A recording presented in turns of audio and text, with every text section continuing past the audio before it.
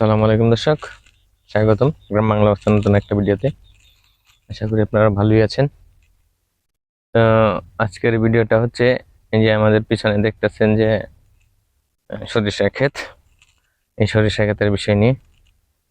তো সরিষা আমাদের দেশের একটা শীতকালীন একটা ফসল ছিল। তো এটা দিন দিন কিন্তু আমাদের এখানে হারিয়ে যাচ্ছে।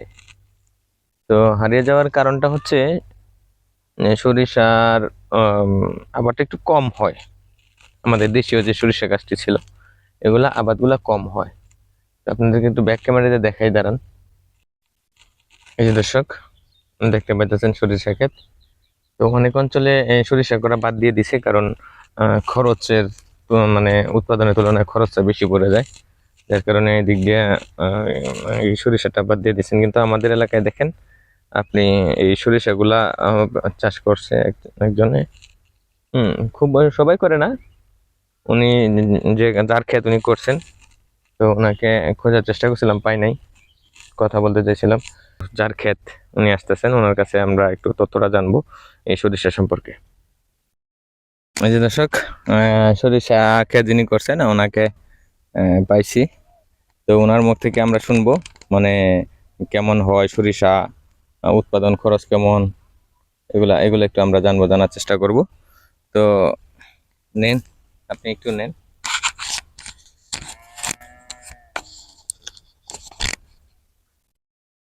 তো এবার বলেন যে আপনি সরিষা চাষ করছেন কি মনে করে, মানে অনেকেই তো চাষ করে না এই সরিষা।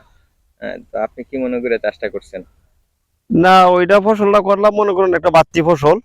ওইটা মনে করুন ধানের পরে পরে করা যায়, আর পরে মনে করুন পাটের আগে এটা তোলা যায়, তোলার পরে পাটও চাষ করা যায়। তে এই যে এটা মনে করুন একটা বাড়তি ফসল, এটা করলাম, এটাতে একটা ভালো আয় হয়। মনে করেন এটা কাটা প্রতি মনে করেন আপনার মনে করেন 30 কেজি হয়। আর এবারে প্রতি বিঘাতে মনে করেন 8 মণ বা 8.5 মণ 9 মণ এরকম হয়। না, ভালো একটা ফসল। এই ফসলটা এটা জাতটা কি? এটা হাইব্রিড। হাইব্রিড জাত? হাইব্রিড জাত। আমাদের দেশীয়টা তো আরো ছোট। হ্যাঁ, দেশিটা আরো খাটো হয়, ছোট হয়। এটা হাইব্রিড জাতটা একটু উঁচা হয়।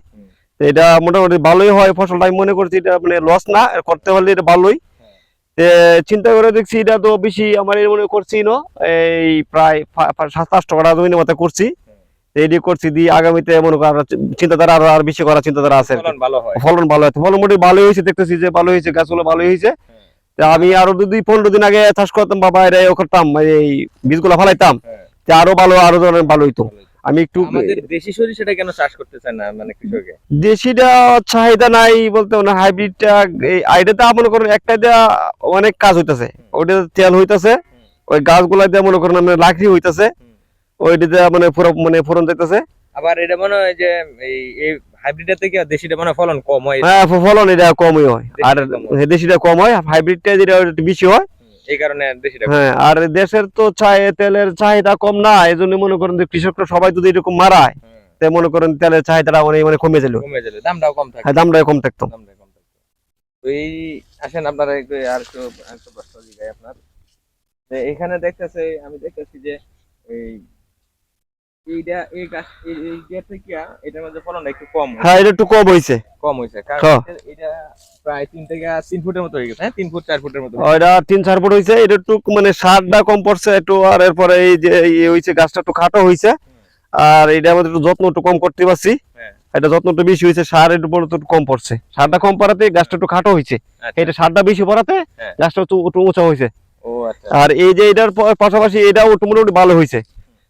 এটা হচ্ছে এটা একটু ভালো হয়েছে, আমি দেখতেছি মনে হয় যা এটা একটু ভালোই হয়েছে।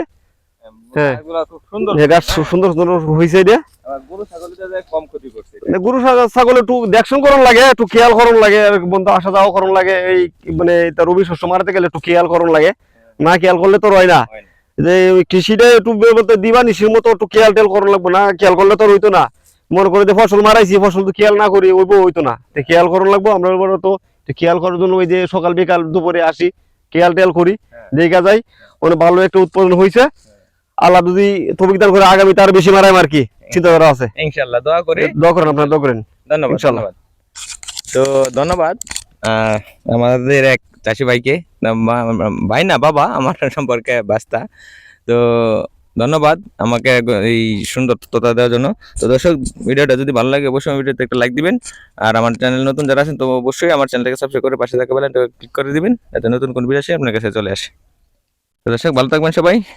আল্লাহ হাফেজ।